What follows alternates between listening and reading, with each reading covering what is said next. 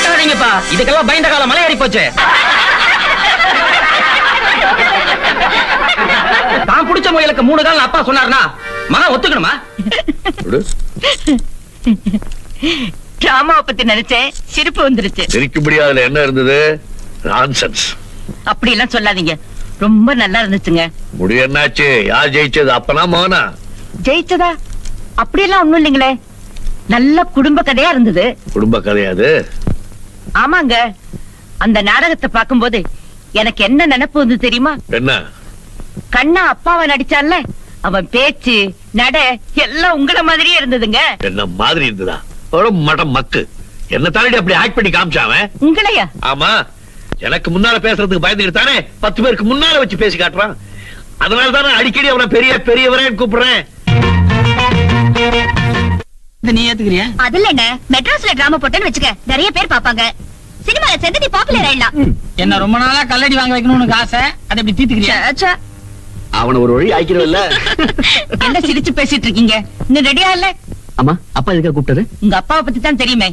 யாராவது வந்தா போதும், உடனே நம்மள கியூல நிக்க வச்சு அறிமுகப்படுத்துவார். அப்பாவோட ஃப்ரெண்டும் அவருடைய பொண்ணும். டேய், அப்பா உன்னை கூப்பிடாரு போ. அண்ணிங்க என்ன 300 ரூபாய் புடவை கட்டுறதுக்கு 30 நிமிஷம் ஆகும். 1000 ரூபாய்க்குள்ள புடவை வாங்கி கொடுத்துருக்கேன், கணக்கு பண்ணிக்க.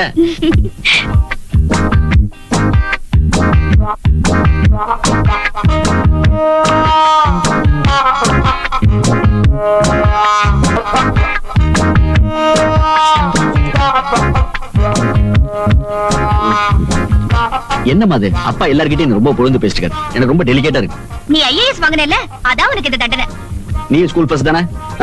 உனக்கும் அந்த தண்டனை இருக்கு. அப்பா உன்னையும் கூட்ட போ. போ போ போ. போம்மா. இந்த விஷயத்துலதான் உங்க அப்பாவுக்கு போரே அடிக்காதே. என்னடா மேக்கப்லாம் அமக்கலமா இருக்கு? ஏன் நீங்க மட்டும் இன்ட்ரோடியூஸ் பண்றப்ப டீக்கா ட்ரெஸ் பண்ணிருப்பீங்க, நான் யூனிஃபார்ம்லயே இருக்கணுமா? I am also Rajasekar son. Okay, accepted. பாத்தாச்சா? நெக்ஸ்ட் ஐயா தான் கூப்பிடுறேன். இல்லையே, அது கூப்பிட்ட மாதிரி தெரியல. என்ன கூப்பிடல? மா என்ன கூப்பிடலமா? தங்கச்சி கூப்பிட்டுருக்காரு, அண்ணன் கூப்பிட்டுருக்காரு. அது நீ வந்து வீட்டுல இருக்கியோ இல்லையோ. மா என்னையமா அறிமுகப்படுத்தல? வாடா, நான் அறிமுகப்படுத்த சொல்றேன். ஆமா, அவங்க எல்லாம் போயிட்டாங்க. போயிட்டாங்களா?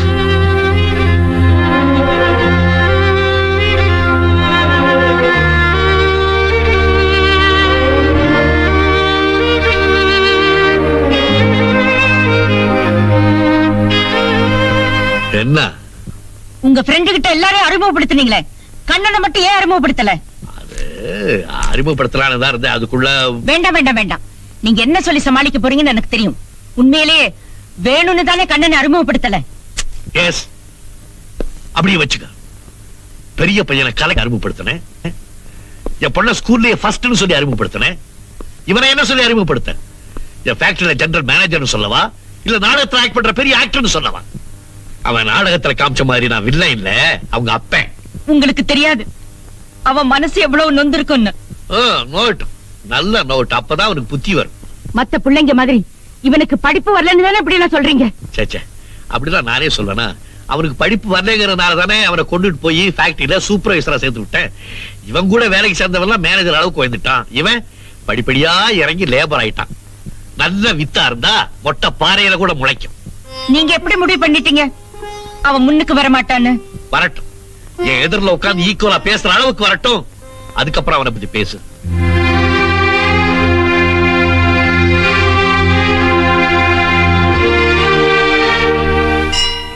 நான் அடிக்கடி இந்த கோயிலுக்கு வர்றது சாமி கும்பிடுறதுக்காக இல்ல, உங்களை பார்க்கத்தா. உங்களை பார்க்காம என்னால இருக்கவே முடியாது. நீ ஈஸியா சொல்லிட்ட, ஆனா என்னால சொல்ல முடியல. இத பாருங்க, எங்க அப்பாவை பத்தி நீங்க கவலைப்பட வேண்டாம். படிப்புக்கும் திறமைக்கும் நிச்சயமா ஒரு மதிப்பு கொடுப்பாரு. இந்த ஏழை பணக்காரங்க பிரச்சனை எல்லாம் மறந்துட்டு முதல்ல நீங்க இன்ஜினியர் ஆகுங்க. அப்புறம் அப்புறம்